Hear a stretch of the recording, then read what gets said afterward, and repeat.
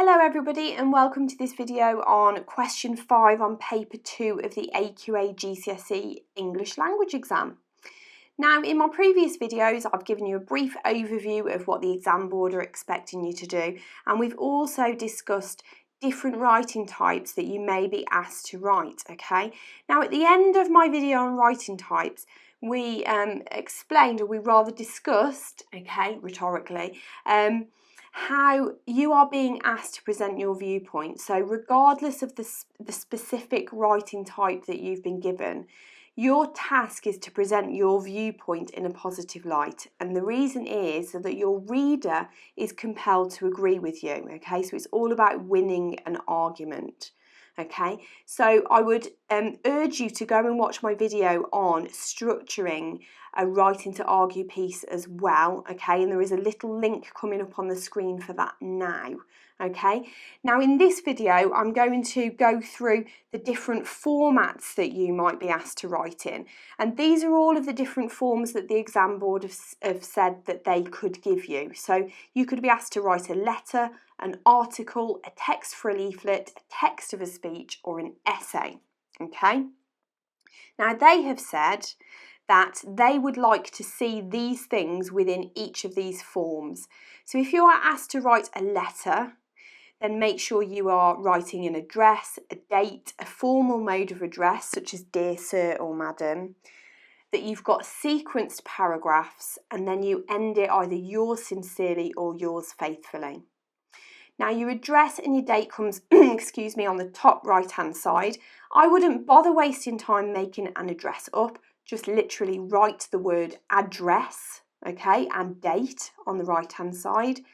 And then if it's dear sir or madam, you sign it off yours faithfully, and if it's dear Miss Walker, then it would be yours sincerely. Okay, so all of those things you need to include if you are writing a letter. If you're asked to write an article, the exam board want to see a clear, apt or original title. Now, in my words, I think that would be a headline, okay? So they would like to see a headline, possibly a strapline, okay? A subheading would be good, a one-sentence subheading, an introductory paragraph, and then fluently sequenced paragraphs throughout. So it's about having a clear headline at the top, perhaps a rhetorical question, a subheading, and then your sequenced paragraphs. Text for a leaflet, they say, is very similar to an article. So you've got your apt original title, so your headline, you might have subheadings, but they've also said that you could use bullet points, okay, within text for a leaflet. They've said organisational devices such as subheadings or boxes. Now, I always tell my students to avoid anything that remotely looks like a box or a picture, so I don't want them to pretend that it is a leaflet, really. The most important thing is writing the text, okay? So I would disregard that bit that says you can draw boxes. Don't draw boxes in the exam, that's wasting time.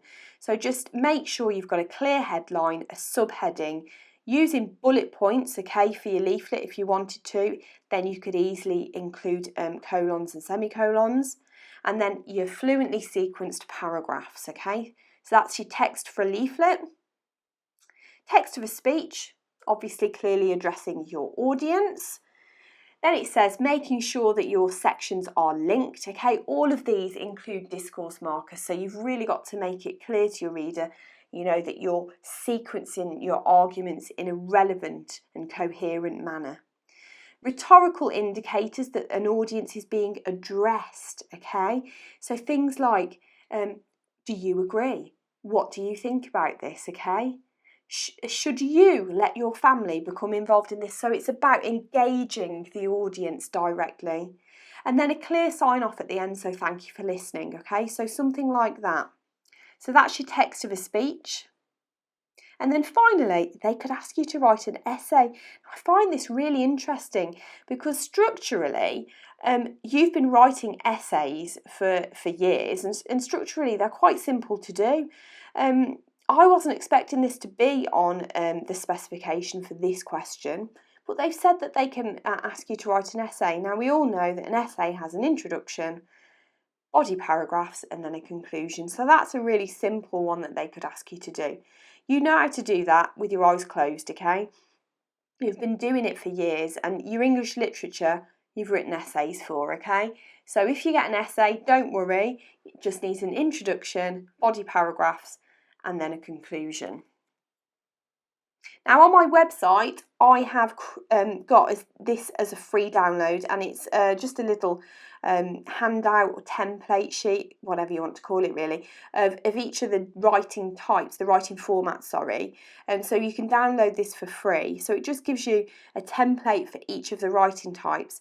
And then at the bottom, I've just got little reminders of the other things that you need to include for this question. So your discourse markers, your punctuation, your varied sentences. And then I've got read my rules at the bottom, so that the techniques that are underlined are the techniques that I would advise that you use for this question. So repetition, anecdotal experience, direct address, rhetorical questions, use of personal pronouns, you might want to use lists, and then alliteration or assonance, okay? So most of them really for this question. And like I said, you can get this as a free download on my website. Okay, that's the end of this video on format. Please stay tuned, subscribe to the channel for further updates. There will be another video on how to structure an argument, which I advise that you watch. So make sure you work your way through this playlist and get yourself familiar with section B on paper 2.